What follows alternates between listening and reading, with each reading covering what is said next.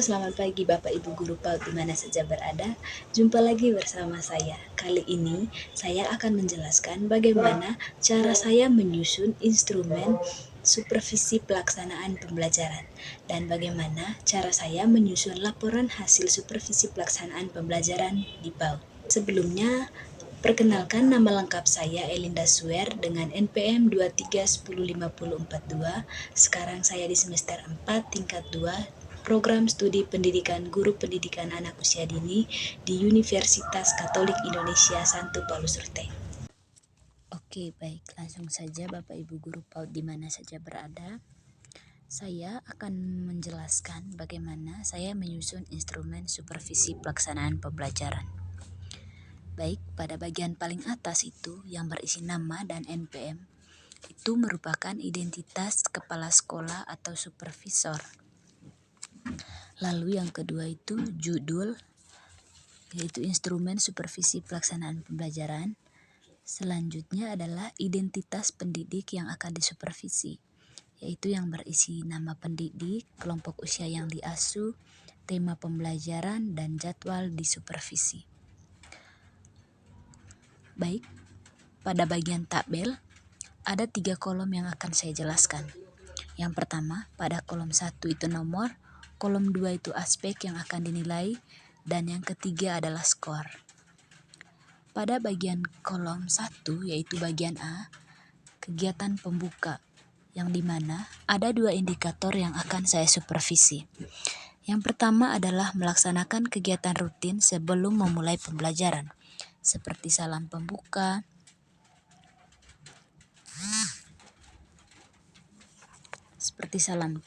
dan berdoa bersama, yaitu yang dimana guru sebelum memulai pembelajaran melakukan salam kepada anak-anak dan melaksanakan doa bersama. Lalu yang kedua, menyiapkan anak secara fisik dan psikis, yaitu sebelum memulai kegiatan inti, guru melakukan ice breaking, nyanyi bersama, dan menanyakan kepada anak-anak apakah mereka siap untuk belajar. Lalu, pada bagian B, yaitu kegiatan inti, ada 9 indikator yang akan disupervisi. Yang pertama, menerapkan kedisiplinan dalam melaksanakan pembelajaran, seperti guru datang tepat waktu atau tidak, menggunakan seragam sekolah sesuai dengan aturan sekolah atau tidak, singkatnya, apakah gurunya mengikuti tata tertib sekolah. Lalu yang kedua, kemampuan mengelola sarana dan prasarana, seperti kelayakan ruangan kelas, yaitu apakah guru menyiapkan ruangan kelasnya yang bersih dan nyaman untuk digunakan. Lalu yang ketiga, melaksanakan pembelajaran sesuai dengan tema, yaitu apakah gurunya melaksanakan pembelajaran sesuai dengan tema yang guru tentukan atau rencanakan. Lalu yang keempat, menggunakan metode pembelajaran sesuai dengan tema, yaitu apakah saat melaksanakan pembelajaran, guru menggunakan metode yang sesuai dengan tema pembelajaran. Yang kelima, kemampuan dalam menerapkan media pembelajaran, yaitu apakah guru mampu menerapkan media yang akan digunakan saat pembelajaran berlangsung. Yang keenam, melibatkan anak dalam melaksanakan pembelajaran, yaitu apakah guru mampu membuat anak-anak terlibat aktif dalam pelaksanaan pembelajaran. Lalu yang ketujuh, kemampuan mengelola karakteristik anak yang beragam, yaitu apakah guru mampu mengelola berbagai karakteristik anak yang berbeda-beda. Yang kedelapan, guru menggunakan bahasa yang mudah dimengerti, yaitu pada saat pelaksanaan pembelajaran, apakah guru menggunakan bahasa hari-hari anak dan mudah dimengerti oleh anak. Lalu yang kesembilan, melaksanakan pembelajaran sesuai dengan alokasi waktu yang direncanakan, yaitu apakah guru melaksanakan pembelajaran sesuai dengan jadwal atau alokasi waktu yang telah direncanakan oleh guru. Lalu di bagian C, yaitu kegiatan penutup, ada 2 indikator yang akan disupervisi. Yang pertama, bertanya dan mendiskusikan kegiatan yang telah dilaksanakan, yaitu apakah guru melakukan diskusi setelah melaksanakan kegiatan pembelajaran dan menanyakan perasaan anak-anak saat proses pelaksanaan pembelajaran. Lalu yang kedua, kemampuan mengakhiri kegiatan belajar mengajar seperti refleksi dan doa penutup. yaitu apakah guru melakukan refleksi dan doa setelah kegiatan selesai. Lalu pada bagian skor, terdapat 3 skor, yaitu skor 1 dikategorikan tidak, skor 2 dikategorikan cukup, dan skor 3 dikategorikan baik. Lalu, kapan saya akan memberi skor 1 Bapak Ibu Guru PAUD, di mana saja berada? Yaitu, saya akan memberikan skor 1 jika guru tidak melaksanakan pembelajaran sesuai dengan indikator yang saya susun.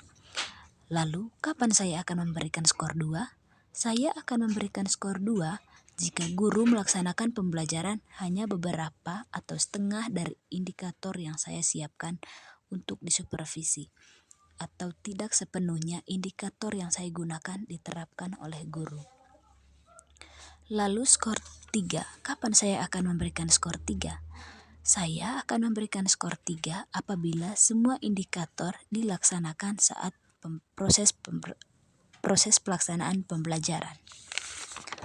Lalu di bagian yang terakhir yaitu tindak lanjut, yaitu saran dan motivasi dari supervisor atau kepala sekolah untuk meningkatkan kemampuan guru dalam melaksanakan pembelajaran. Oke, baik, selanjutnya saya akan menjelaskan bagaimana saya menyusun laporan hasil supervisi pelaksanaan pembelajaran.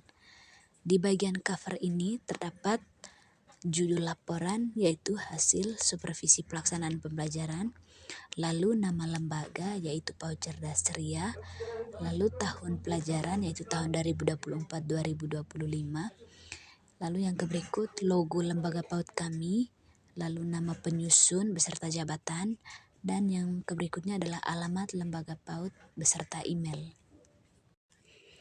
Baik, lalu di bagian kata pengantar yang berisi ucapan syukur kepada Tuhan atas penyertaannya sehingga dapat menyelesaikan laporan. Lalu sedikit penjelasan tentang laporan sebagai bukti bagi kepala sekolah dalam melaksanakan kewajibannya. Lalu sedikit menjelaskan bahwa laporan ini menekankan pada pemahaman konsep dan cara mengimplementasikannya di lapangan dalam menjamin dan peningkatan mutu pendidikan di sekolah. Lalu yang terakhir, harapan dari penyusun ke berbagai pihak yang berkepentingan dan menantikan kritik dan saran untuk menyempurnakan laporan. Lalu di bagian daftar isi yang terdapat kata pengantar beserta halamannya, bab 1 yaitu pendahuluan beserta halamannya, subbab yaitu latar belakang, landasan hukum dan tujuan beserta dengan halamannya, bab 2 pelaksanaan program supervisi pembelajaran beserta dengan nomor halamannya, lalu subbab yang pertama pelaksanaan program supervisi pembelajaran, jadwal supervisi pembelajaran, kesepakatan dengan guru tentang pelaksanaan supervisi pembelajaran, instrumen yang digunakan dalam supervisi pembelajaran, pendekatan supervisi pembelajaran, teknik supervisi pembelajaran, dan pelaksanaan supervisi pembelajaran di PAUD Cerdas Ceria beserta dengan nomor halamannya. Lalu bab 3 hasil dan laporan serta tindak lanjut hasil supervisi pembelajaran di PAUD Cerdas Ceria beserta dengan nomor halamannya. Subbabnya evaluasi hasil supervisi akademik dan laporan dan tindak lanjut hasil supervisi pembelajaran beserta dengan halamannya. Lalu bab 4 beserta dengan nomor halamannya, kesimpulan beserta dengan nomor halamannya, serta lampiran beserta dengan nomor halamannya. Oke, baik, selanjutnya saya akan menjelaskan di bagian bab 1 yaitu pendahuluan dan subbabnya adalah latar belakang. Saya akan menjelaskan inti saja dari latar belakang ini, yaitu supervisi pembelajaran merupakan kegiatan kepala sekolah untuk menilai dan membina guru dengan tujuan meningkatkan kualitas proses dan hasil pembelajaran. Sasaran utamanya adalah guru dalam proses pembelajaran baik di kelas, luar kelas, maupun laboratorium. Fokus supervisinya meliputi yang pertama, penyusunan dan pelaksanaan kurikulum, yaitu KTSP dan kurikulum merdeka. Yang kedua, penyusunan silabus dan modul ajar. Yang ketiga, strategi atau metode pembelajaran. Yang keempat, penggunaan media dan teknologi pembelajaran. Yang kelima, perencanaan dan pelaksanaan penelitian tindakan kelas atau PTK. Lalu, agar efektif, kepala sekolah harus menguasai 4 bidang utama, yaitu kurikulum, strategi pembelajaran, media dan teknologi, serta penelitian tindakan.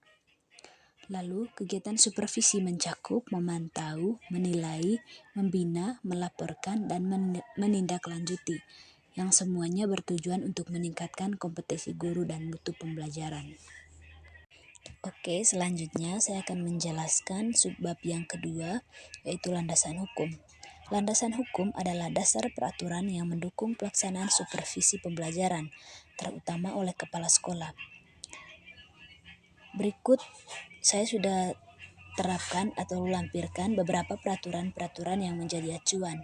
Yang pertama, Undang-Undang Nomor 20 Tahun 2003 tentang Sistem Pendidikan Nasional, yaitu menegaskan bahwa pendidikan itu harus berlangsung secara terencana dan terarah untuk mengembangkan potensi peserta didik.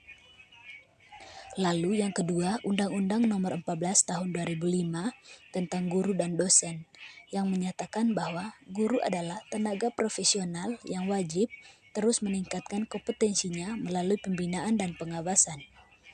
Lalu, Peraturan Pemerintah Nomor 19 Tahun 2005 tentang Standar Nasional Pendidikan, yaitu mengatur tentang standar yang harus dicapai oleh satuan pendidikan, termasuk proses pembelajaran dan evaluasinya. Lalu yang keempat, Peraturan Pemerintah Nomor 13 Tahun 2007 tentang Standar Kepala Sekolah, yaitu mengatur kompetensi yang harus dimiliki kepala sekolah, termasuk kemampuan dalam melakukan supervisi kepada guru. Lalu yang kelima, Peraturan Pemerintah Nomor 16 Tahun 2007 tentang kualifikasi akademik dan kompetensi guru, yaitu menjelaskan bahwa guru wajib memenuhi standar kompetensi yang salah satunya dikembangkan melalui supervisi akademik. Lalu yang keenam, Keputusan Menteri Agama Nomor 624 Tahun 2021, yaitu memberikan pedoman teknis pelaksanaan supervisi pembelajaran khususnya pada madrasah, namun prinsipnya juga relevan secara umum. Saya akan menjelaskan subbab yang ketiga, yaitu tujuan supervisi pembelajaran. Supervisi pembelajaran bertujuan untuk meningkatkan kualitas guru dan proses belajar. Tujuan-tujuannya sudah saya terapkan atau saya lampirkan. Yang pertama itu meningkatkan kompetensi guru. Supervisi memberikan bimbingan dan umpan balik yang bertujuan agar guru mampu mengembangkan 4 kompetensinya, yaitu profesional, pedagogik, sosial, dan kepribadian. Lalu yang kedua, menjamin kualitas pembelajaran, yaitu supervisi membantu memastikan pembelajaran sesuai dengan kurikulum, standar nasional pendidikan, dan kebutuhan siswa.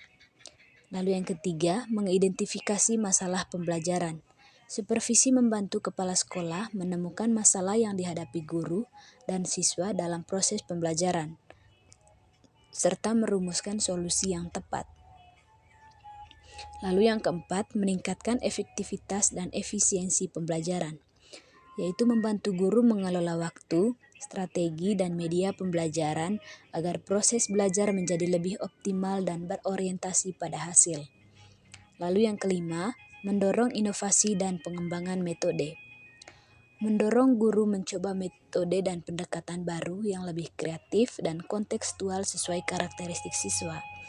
Lalu yang keenam, menumbuhkan refleksi dan kesadaran profesional, yaitu membantu guru merefleksikan praktek mengajarnya agar mampu memperbaiki dan meningkatkan kualitas pembelajaran secara berkelanjutan.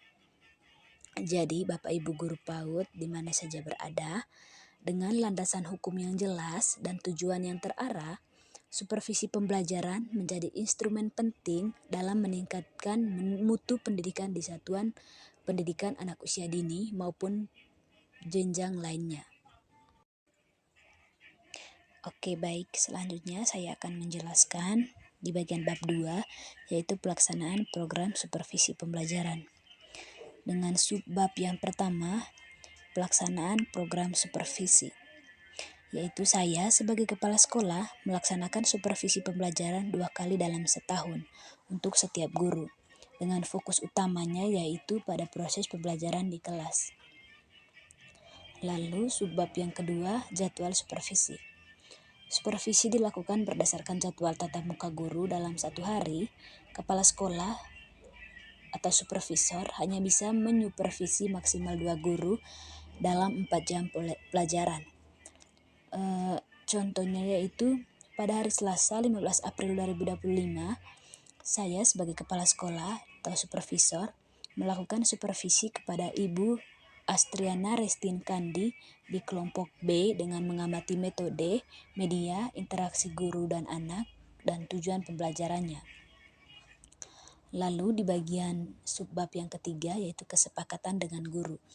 Saya sebagai kepala sekolah membuat kesepakatan dengan guru 2 hari sebelum mensupervisi agar guru siap melaksanakan pembelajaran saat dikunjungi oleh kepala sekolah. Lalu yang keempat, subbabnya instrumen supervisi. Instrumen yang digunakan mengacu pada Permendiknas nomor 41 tahun 2007 tentang standar proses, yaitu untuk menilai aspek pembelajaran secara sistematis. Saya sudah lampirkan di bagian lampiran nanti. Lalu awal mula videonya tadi saya menjelaskan tentang instrumen yang saya gunakan dalam mensupervisi Ibu Atik kemarin. Lalu yang kelima, pendekatan supervisi, yaitu saya menggunakan 2 pendekatan, yaitu pertama langsung, yaitu tatap muka di kelas saat kunjungan, dan pendekatan tidak langsung, yaitu melalui media komunikasi. Lalu yang ke-6, teknik supervisi. Teknik yang saya gunakan yang pertama diskusi, lalu kunjungan kelas, dan yang ketiga bimbingan teknis. Yang ke-8, pelaksanaan di PAUD Cerdas Ceria. Pelaksanaan supervisi dilakukan sesuai jadwal dan kesepakatan antara kepala sekolah dan guru yang akan disupervisi. Jadi, Bapak Ibu guru PAUD, penjelasan ini menunjukkan bahwa supervisi dilaksanakan secara terencana, kolaboratif, dan berorientasi pada peningkatan mutu pembelajaran. Oke, baik, selanjutnya saya akan menjelaskan di bagian bab 3 yaitu hasil dan laporan serta tindak lanjut hasil supervisi pembelajaran di PAUD Cerdas Ceria. Yaitu pada subbab yang pertama yaitu evaluasi hasil supervisi akademik. Dari supervisi yang dilakukan, guru atau pendidik Ibu Astriana Restin Kandi Sarjana Pendidikan di kelompok B memperoleh skor 95 yang menunjukkan hasil sangat baik. Lalu tindak lanjut yang diberikan meliputi yang pertama, apresiasi dalam bentuk sertifikat atau pujian untuk memotivasi. Lalu yang kedua, tugas pengembangan profesional seperti membuat media ajar atau PTK. Yang ketiga, arahan mengikuti pelatihan, seminar, lomba untuk meningkatkan kompetensi. Lalu subbab yang kedua, laporan dan tindak lanjut. Laporan hasil supervisi disusun menggunakan instrumen resmi yang sudah terlampir karena hasilnya baik. Guru didorong untuk terus meningkatkan kualitas pembelajaran dan mempertahankan prestasi agar lebih sempurna. Jadi intinya Bapak Ibu guru PAUD di mana saja berada, supervisi menghasilkan data yang dijadikan dasar pemberian apresiasi dan pengembangan lebih lanjut bagi guru yang sudah menunjukkan performa yang baik. Oke, baik, selanjutnya saya akan menjelaskan di bagian bab 4 yaitu kesimpulan. Berdasarkan hasil supervisi di PAUD Cerdas Ceria, guru menunjukkan kemampuan yang baik dalam merencanakan dan melaksanakan pembelajaran. Dari supervisi ini dapat disimpulkan bahwa yang pertama, supervisi membantu guru mengevaluasi diri dan menumbuhkan sikap profesional. Lalu yang kedua, supervisi mendorong guru lebih siap dan terarah dalam merencanakan pembelajaran. Yang ketiga, supervisi berperan penting dalam meningkatkan kompetensi guru. Dan yang terakhir, supervisi juga mampu mendorong guru menjadi lebih kreatif dan inovatif, terutama dalam membuat media dan bahan ajar. Intinya, supervisi pembelajaran itu sangat bermanfaat dalam meningkatkan kualitas guru dan proses belajar mengajar. Lalu yang terakhir adalah lampiran. Saya sudah jelaskan di bagian awal video tadi bagaimana cara saya menyusun instrumen supervisi pelaksanaan pembelajaran.